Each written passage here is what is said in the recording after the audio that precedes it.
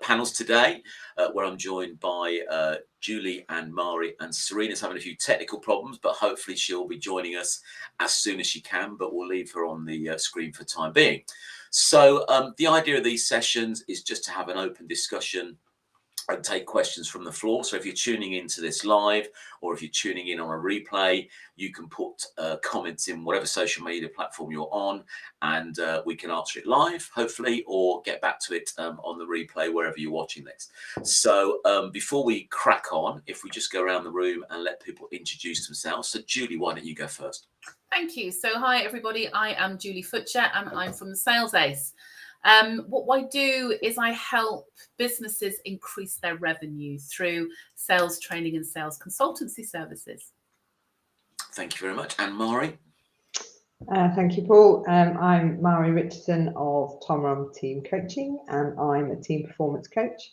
I work with growing leadership teams to help them achieve more and become more aligned. I specialise in scaling up businesses where leadership development may have been not a top priority for some time, and it's time to start developing those leaders within the business. And that's me. Okay, and we'll let Serena introduce herself when she gets here. So, oops, I should have left that there for a while. So the topic today is looking at overcoming lack of confidence and imposter syndrome. Puts his teeth back in, and I think it's quite an interesting lineup today, because I think you're all doing different things in different domains, but all of them I think do have an element of people lacking in confidence, or you having to work them on their confidence. So it's quite a good lineup. So it'd be interesting to sort of see what you have to say on the topic. So for anybody listening, does anybody want to let viewers know what imposter syndrome is, just in case they don't know what it is, or shall I do that? Well, go on, Paul, you do that. My moment of fame. So, yeah, go on, go for it. So imposter syndrome refers to an experience of believing that you're not as competent as others perceive you to be. So whatever it is that you're doing, you just feel that you're not as good as other people. Hence the sort of like word imposter, and that's usually linked to confidence and belief in yourself. So let us just remove the title now so we can see your names. So Julie, I'll come to you first. In the domain, I guess the biggest thing that you come across is people having a fear of sales, and that's the thing that you sort of focus on helping people overcome. And I guess that is confidence to a certain extent. So how do you work with people to overcome their fear of sales? So this is an interesting one. Overcoming a fear of sales tends, when people talk to me about sales, I'm not a natural salesperson. Sales is scary. And for me, it's actually stripping back what sales actually is. And if you think what sales actually is, it's helping people for money. I help people resolve their problems. Sales is about understanding someone's needs, wants, issues, and problems, and offering up a solution. So that's how I overcome fear of sales. I think sometimes in the discussions that we have during these times, and also when we're looking at sales planning for businesses, this imposter syndrome comes out. And this is something that I personally can relate to, because when I set up previous business as sales manager, I wasn't a qualified trainer, in inverted commas, and I'd done a lot of research on LinkedIn about who my competition would be, what other people's offerings are.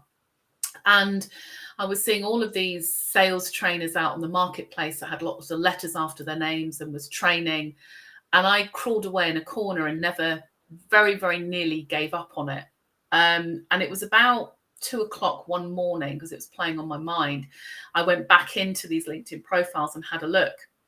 And actually what I discovered was, as much as these people had all these fancy schmancy letters after their name, when I dug into their backgrounds, they hadn't ever sold anything, or they had been far removed from the coalface of selling for a very, very long time. And what it enabled me to do was to actually think about how I was different.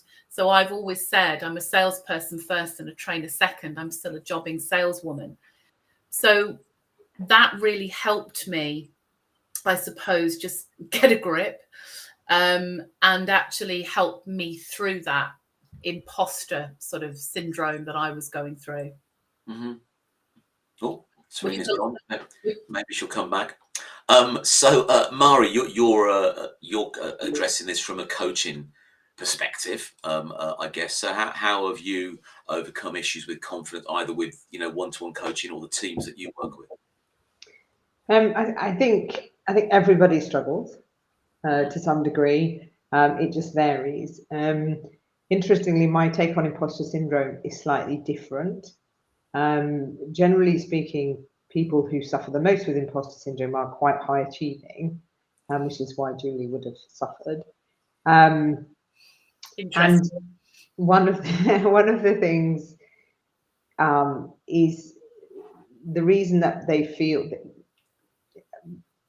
God dear, I'm struggling with my words today too, is that sometimes people, it's not difficult for them.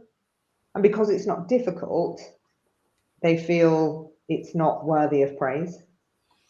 So that's quite a common theme, is that because people are good at something, they find it easy. Therefore, when they have their own self-doubts, and you give them praise, they reject that praise, because to them, they're not having to work particularly hard or do anything particularly special. So that's something that I've certainly experienced, not just in myself, but in other people that I've worked with. And I think it's quite an interesting confidence as well, in terms of, I'm not a big fan of labeling things, so I'm not, I would never say that I suffered from imposter syndrome. I would say, oh, hi, Serena. Hi, Serena, she's made it. But I think if you give yourself a label sometimes, then you're giving yourself a reason to not change something. And I think it's the same with confidence. If it's, if people have always told you lack confidence, guess what? You'll lack confidence. And the journey to make things better is very much a little steps, and just pushing those little boundaries every so often. But I will let Serena introduce herself and join the conversation. Hi, Serena. Well done sorting out the technical issues.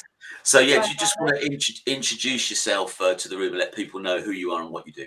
Sure, yes, thanks, Paul. So my name is Serena Mann, the creator of Breakthrough Public Speaking, and I help business owners speak with confidence on camera for videos that attract their ideal clients and get through your technology problems. Don't worry.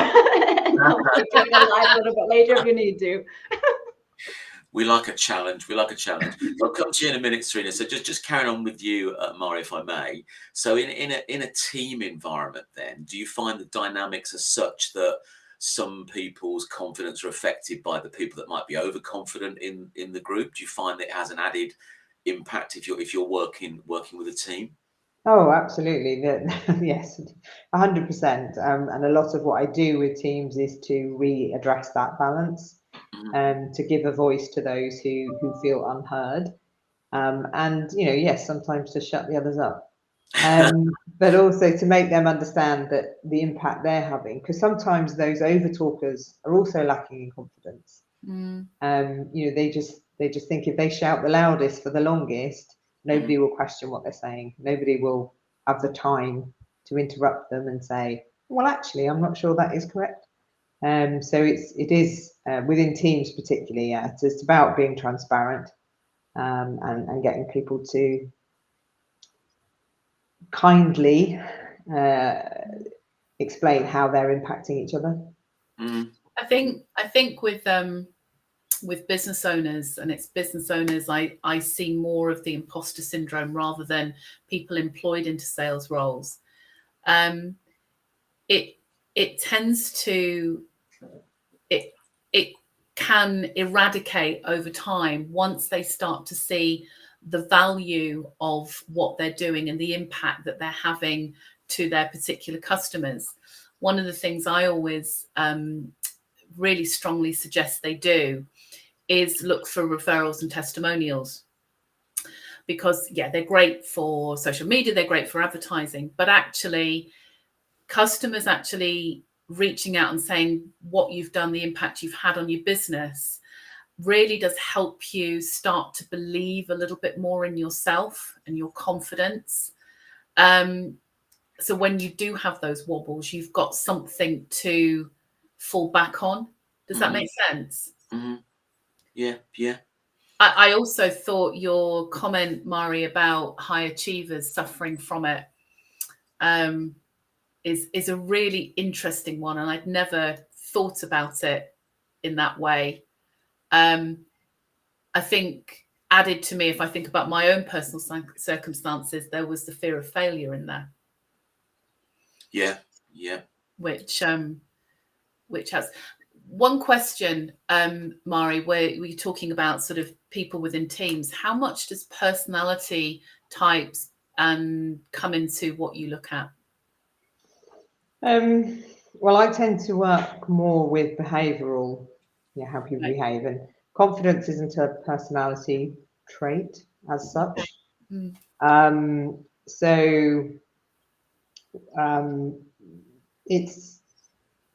We do a lot of things which level the playing field, I think, is probably the easiest way to put it. And a lot of what I do is facilitation. And in order to do that effectively, obviously you have to get a consensus from the group. And for a team to work well, they have to appreciate each other. Yeah. So the loud must appreciate the quiet. The frank must appreciate the diplomatic. It's, you've got to get those balance right and understand that actually this team needs all of those skills together. And at the same time, that raises the skill level in everyone because it balances their skills out a little bit. So yeah, interesting. Yeah, interesting. So Serena, now we've got you. So I guess confidence comes up a lot in the work that you're doing with people. I know we've been on sessions before where you've talked about presentation skills, and one of my things was certainly when we moved into lockdown, going on to virtual, is the confidence of being in front of a camera. Just that initial sort of thing. It's sort of like a forced thing, I guess, for most of us. We just had to do it because otherwise our business would just disappear if we hadn't gone virtual. So what's been your experience with people, and how do you help them overcome their fears or their confidence issues when presenting? Sure, thanks, Paul. I think one of the things to appreciate first of all is that it's really, really normal and natural to feel uncomfortable speaking in front of people and on camera, and that it's a very specific skill as well. I think sometimes we can assume that we should just be able to do this. Why can't I just do this? And then we can feel that we're the only one or that we lack confidence. But I know lots of really confident speakers who are happy to speak in front of a few thousand who shy away from the camera. It's something that can make you feel very vulnerable, very uncomfortable, especially if it's going out there to the world or it's being recorded and so, or it's alive. That can make you feel uncomfortable and vulnerable. So what I help people with is really to acknowledge, honestly, you don't have to declare it to the world if you don't want to, but just acknowledge and accept the feelings that you're experiencing. So I think so often we've tried to bury them, or we want to deny they're there, or there's this expression, especially in the field of public speaking, where you say fake it until you make it. I personally don't like that expression at all, and it's not something I ever tell myself before I'm speaking. And I think if you tell yourself something like that, then all kinds of other fears can arise, because you feel I'm not really good enough, but I'm doing this presentation, and then you can have this sort of inner conflict that's arising. So I think one of the things that's important is to honestly acknowledge your feelings and appreciate that, this is a new skill. It takes a bit of practice. I'm not going to be perfect the first time I do it. It takes a bit of practice, and there's something involved in just being able to be natural on camera, because if you're doing a video, for instance, and it's just you and the camera, it's really hard to feel enthusiastic, where of course you would feel enthusiastic in front of a live audience. So there's a lot to it, but overall it's acknowledging your feelings and then practicing and taking the right steps for you. So if you feel really, really worried, then I never suggest, just go for it, just do it, post a video to the world if it's your first video. Just take one baby step forward, and that's good enough. So show show it to a friend or get some feedback from someone who knows about speaking. So then you feel more confident about it, and then post it on your social media. So take the right steps for you. But overall, I think what people fear is that they become all wooden, they become all unnatural, they speak in different ways. And I think that's just so normal when you start speaking on camera, and it's just to expect that. I think if you don't expect it, then you think there's something wrong with you, and there's just nothing wrong in this scenario. This is completely normal. I started this way. I wish I'd kept the first videos that I did, because it was literally just me with this blank face. Hi, I'm Serena. You know, and I was, well, that is not me. This is often how we start, and that's okay. It's a process, so we don't need to be perfect first round.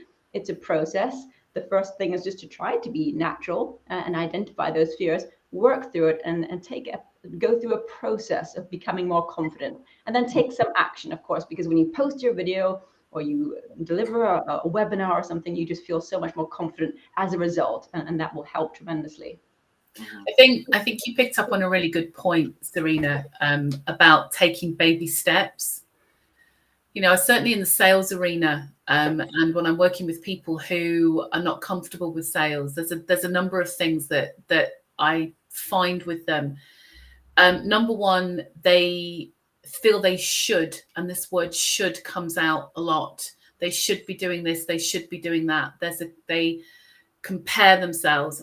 Just before you came on, I was talking about it for myself. But you have to learn that a new skill takes time to master. When I had my sales teams and I was doing telemarketing, I used to hate sitting in amongst them actually doing telesales calls, because I've got 20 odd years of experience, and that becomes a honed skill. I almost wish they could have seen me at day one, when I used to have to be locked in an office and bribed with chocolate to actually pick up the phone, because I was so scared. So it is about the journey you go on and the process that you do and the practice. And the more you do something, the more your confidence raises. But I think it's having that, and it is a bit of bravery, just taking that first step and not being afraid to fail. I think, you know, failure is a dirty word, but I know from my life, people could look at certain things and say they were failures. But for me, I don't call them failures. I call them learning opportunities. I love that. Yes, absolutely. Failure is great. It's a learning opportunity, because absolutely. Those are the key times in your life that you really take on those lessons. And I think definitely we need to sort of reframe the whole idea of failure and making mistakes. Somehow we think that it's just not okay. I mustn't make mistakes, and I almost mustn't be seen to be someone who's just starting out, or I just have to be perfect, you know, right from the start, which of course is an unrealistic expectation, which can make us feel even more anxious and stressed. 20 years, Julie, you must have started when you were 12. I was. I'll pay you later, Paul.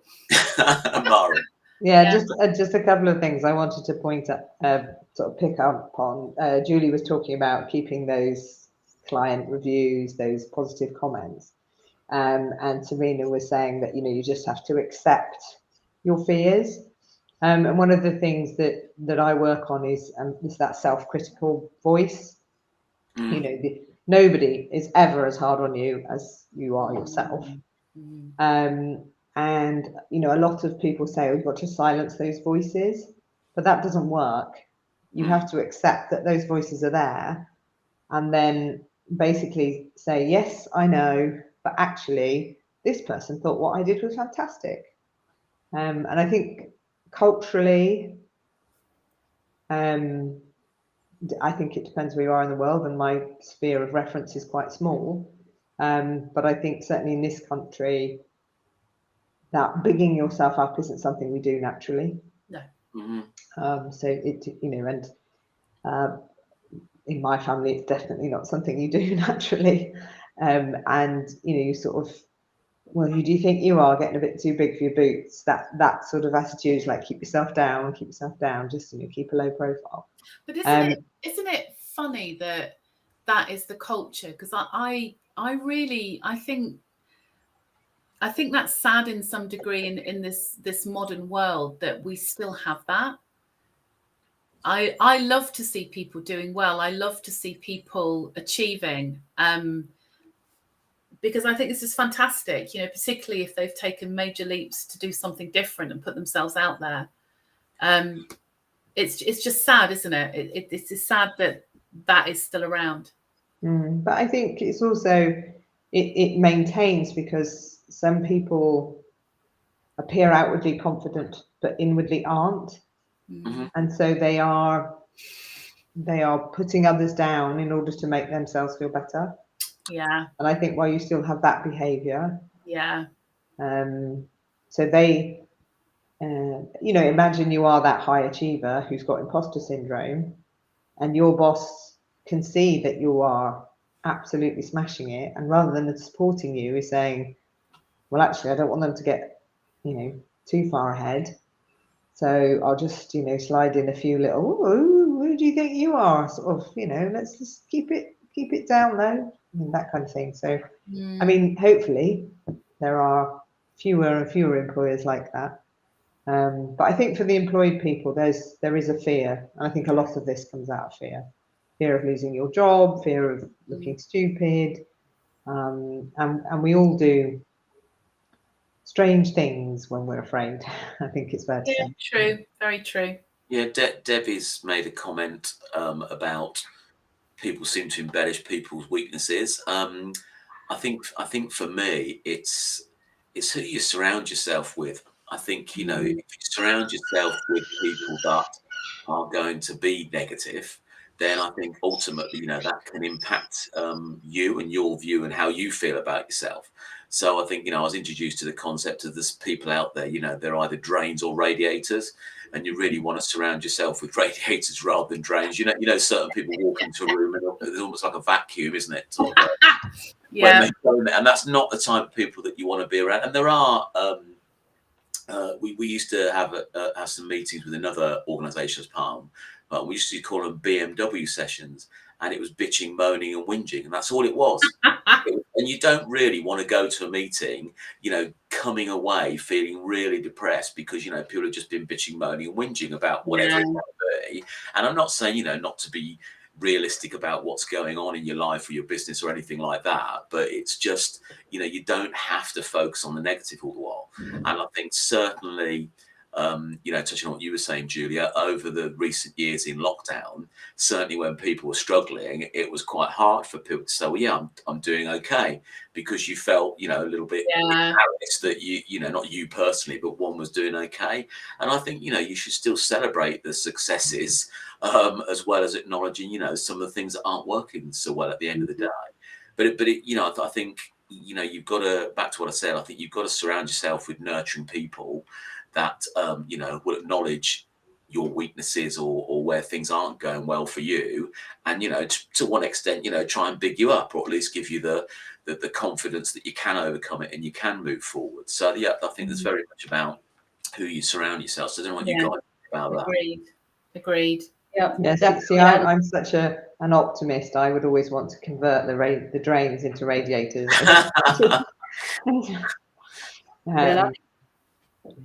Sorry, Serena. It's a great point about that, you know, who you surround yourself with. And it's one of the things that I do, you know, help my clients with in terms of who they're getting feedback from. So if you're developing a new skill, for instance, it's so important to make sure you're listening to the right feedback, because there will be people who will either just say, you're amazing, yeah, great video, just post it, or the opposite, you know, that's really bad, I don't think you should post that. And you don't really want to be listening to people who don't know about that particular skill, for instance, or just people you trust, whether it's your business mentors or whatever, so that you know that their opinion is good. I think you mentioned, Paul, about, you know, that they'll tell you where you need to improve and on what you're doing well. And for me, that's so important with the people I surround myself with. There are people who will tell me where I need to improve and what I'm doing well. And it's that honest feedback, people you trust, because I think we all need that. I don't believe in this idea that there are just people who are just completely confident, you know, without needing anyone or any feedback. Well, if they are, then they could be quite dangerous, because I think we naturally have this feeling of wanting approval and wanting to make sure we're doing things correctly and so on. So I think it's a very positive thing to surround yourself with people who offer you quality feedback. Yeah. I see it quite a lot in the sales worlds, that there are businesses that do it exceedingly well, and there are businesses that do it exceedingly badly. I've had many a conversation with some MDs, business owners that have sales teams, and some of the conversations I've had around motivation, recompense for their what they're doing, training, additional growth. No, they're only salespeople. So it is interesting. I think Debbie's just posted in there, positivity breeds good success, and I actually agree with that. In any environment, particularly in sales. So yeah, it is about that. It's about that positivity. It's about that who you surround with. It's about how that's communicated. And when you've got somebody that drags everything down, it's surprising how one person can bring down a whole team. And you've probably seen this, Mari.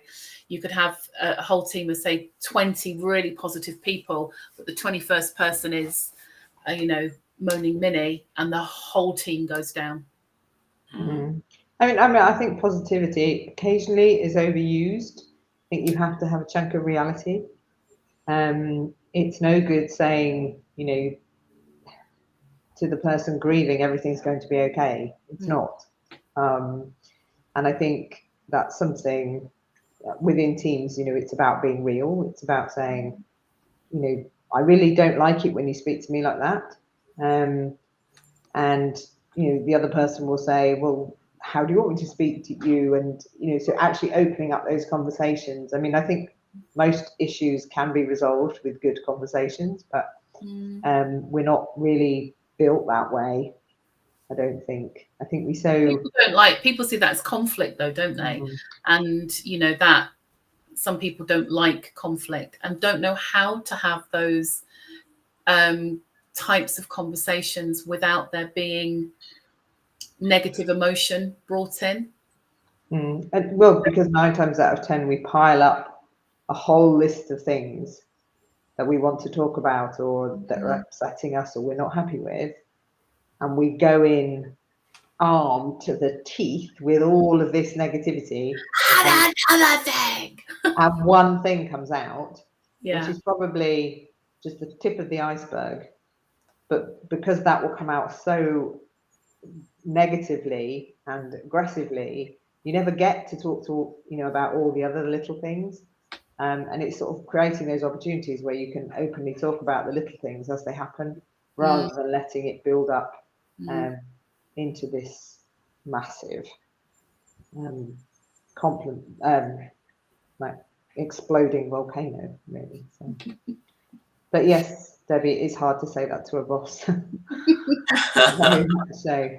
But again, I think you've kind of, with those conversations with a boss, that's when it's like, I'm like this when I go to the doctor. I go to the doctor when I have 6 things wrong with me, because I can't be bothered to go to the doctor, or I don't want to raise it with the doctor. I don't want to be a pain in the neck, whatever. So I go in, I say, well, I've got this. Oh, and this, and this, and this. And they're like, well, really needed 6 appointments for this. And I think we do that. We tend to do that with our bosses. And I was listening to somebody whose name is escaping me at the moment, and he was talking about feed forward rather than feedback. And how you should reinforce people ahead of time. It shouldn't be, oh, by the way, this is your feedback. Yeah. But feedback can be and is quite often positioned as a negative. We talk about positive feedback, but most people go, okay, what's the feedback? What are you going to hit me with now? And I quite like that idea of, feeding it forward, saying ahead of time, without consequence, this isn't necessarily an improvement exercise. But, we also have to deal with when things aren't right. So we have to be able to have those conversations too. Absolutely. Great point. And I think often we can be so afraid of those negative feelings within us, and we can really ignore the sort of our mind. And we say things when let's say we're angry, when in reality, if we were calm, then we could still say those same things, and they would just come out that much better. And I loved what you were saying, Murray, about, you know, this idea of positivity and being grounded in reality, because that's a huge thing. I think there's a lot of misconceptions about, you know, being positive thinking, that you're just only going to think positive things and say positive things, when that can be really unhealthy. So if you're you know, delivering a talk, for instance, or you're feeling stressed, that's just one example. Instead of just telling yourself, and again, this is a huge myth, you know, just tell yourself you're great, you're the best, you're just going to nail it. I mean, it has its place, but you could also say, all right, so right now some feelings of anxiety are arising. You know, I feel really worried about this, and just acknowledge that you're feeling that way. And that's not negative thinking. You're just being grounded in reality.